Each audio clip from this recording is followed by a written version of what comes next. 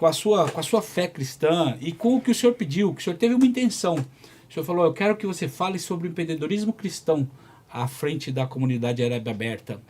E qual a intenção que o senhor teve nesse sentido? E, por favor. Muito bem. Nós, não é segredo, estamos passando por um momento de crise. Aliás, para variar, desde quando Adão saiu do Éden, ele entrou em crise, né? E essa crise, ela muda de endereço.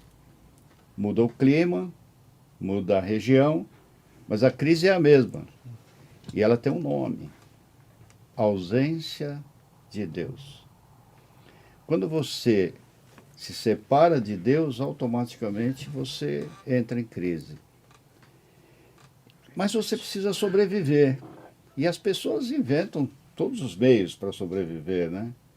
Como eu disse, se você der uma agulha para o árabe, ele monta uma tecelagem. Isso é um símbolo de empreendedorismo do árabe.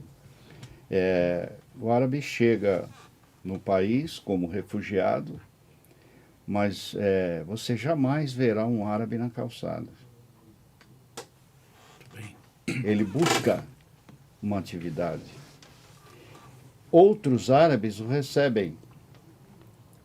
E isso é como se fosse uma obrigatoriedade na nação árabe, né? E também na nação judaica. Eu acredito que entre os japoneses também acontece isso, porque eu nunca vi um japonês na rua, né? Verdade.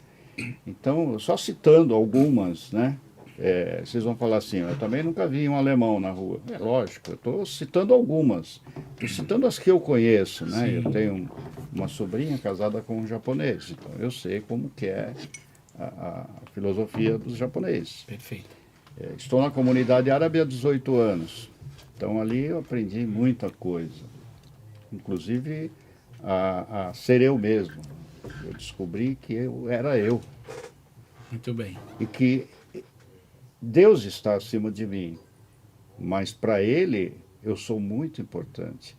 E também descobri uma outra coisa, Ele precisa de mim. Parece incrível, né?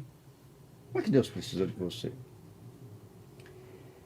O trabalho de educar pessoas para sobreviver, os anjos não fazem. Os anjos não podem fazer. Eles não sabem fazer.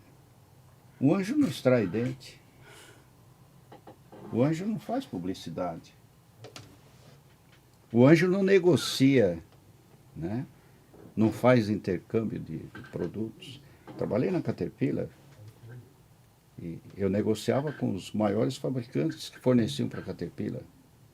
E não é fácil sentar numa mesa como essa aqui, a gerente de recursos humanos, o diretor da empresa e aqui o vendedor, o comprador, o engenheiro de produção. E eu tinha que convencer o diretor a aceitar as condições propostas pela Caterpillar. Detalhe, eu nunca falava qual era a proposta da Caterpillar. Eu sempre perguntava qual era a proposta dele para a Caterpillar. Muito bem. Fazendo aplicação na vida cristã, você, na medida do possível, deve evitar de dizer para a pessoa, num primeiro contato, qual é a proposta de Deus para ela. Porque ela pode não aceitar. Mas você deve perguntar para ela o que Deus representa para ela. Daí começa o jogo, começa toda a conversa. Então, eu vejo a importância do ser humano empreendedor nesse sentido. Muito bem. Ele é uma ferramenta nas mãos de Deus, única ferramenta.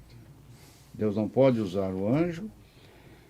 O Espírito Santo orienta a pessoa, mas ele não pode fazer o serviço que a pessoa faz. Ele é limitado, né? O próprio Jesus não fazia o que os discípulos tinham que fazer. Ele dizia, ide e faça o que eu estou mandando você fazer. Ou seja, tudo que eu ensinei para vocês, agora você vai e divulga. porque eu vou estar com vocês pouco tempo, só 3 anos. Nós fazemos um curso de teologia, só ilustrando aqui, em 4 anos.